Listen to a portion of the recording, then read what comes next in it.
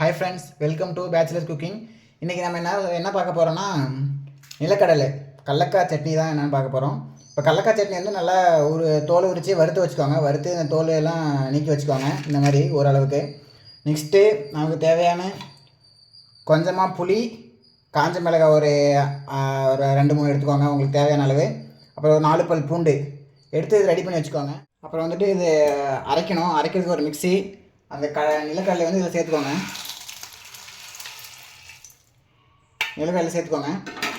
நிலக்கடலை சேர்த்துட்டு நெக்ஸ்ட்டு அந்த ரெடி பண்ணி வச்சோம்ல புளி,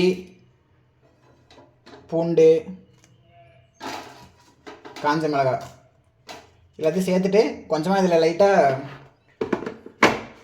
இதில் உப்பு கொஞ்சம் போட்டுக்கோங்க. உங்களுக்கு தேவையான அளவு உப்பு போட்டுக்கோங்க.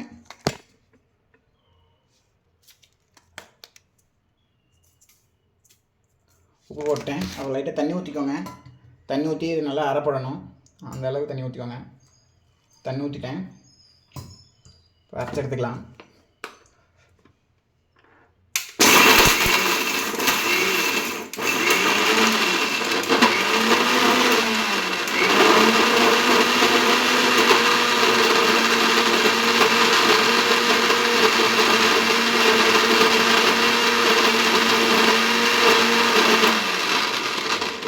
மசீரெல்லாம் அரைச்சிக்கோங்க. மசீரெல்லாம் அரைச்சா தான் நல்லா பாருங்கள். இப்போ ஓரளவு மசின் வச்சுருக்கு. நம்ம லைட்டாக தண்ணி ஊற்றி அரைச்சிக்கலாம்.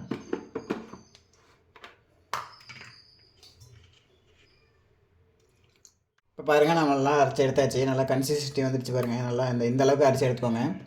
இந்த அளவுக்கு அரைச்சி எடுத்திங்கன்னா தான் டேஸ்ட் நல்லாயிருக்கும், சாப்பிடவும் டேஸ்ட்டாக இருக்கும். ஓகே ஃப்ரெண்ட்ஸ், இப்போ வந்து நம்ம தாளிச்சிடலாம். இப்போ கடலை சட்னி வந்துட்டு அரைச்சி வச்சுருக்கோம். இப்போ வந்து அதுக்கு தாளிதல் கூட தான் டேஸ்ட்டாக இருக்கும். இப்போ வந்து அடுப்பு பற்ற வச்சாச்சு. கரண்டி ஒன்று, உங்கள் வீட்டில் கரண்டி ஒன்று இருந்தால் சிம்பிளாக இருக்குது. ஒரு கரண்டி ஒன்று வச்சுக்கோங்க. கரண்டி வச்சுட்டு சூடாகட்டும்.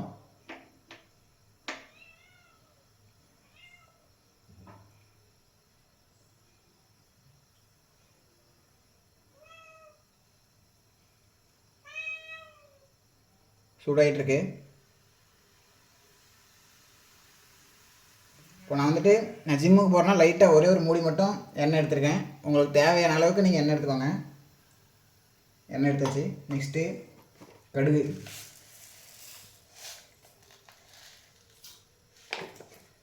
போட்டு நல்லா பொரிட்டோம். கடுகு நல்லா பொரிஞ்ச அப்புறம்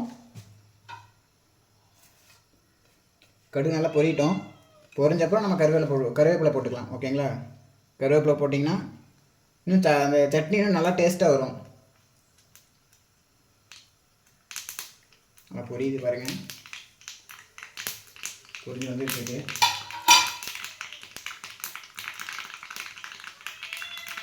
இப்போ நம்ம ஸ்டவ் ஆஃப் பண்ணிடலாம். ஓகேங்களா? ஆஃப் பண்ணிவிட்டு கருவேப்பிலை போட்டுக்கலாம்.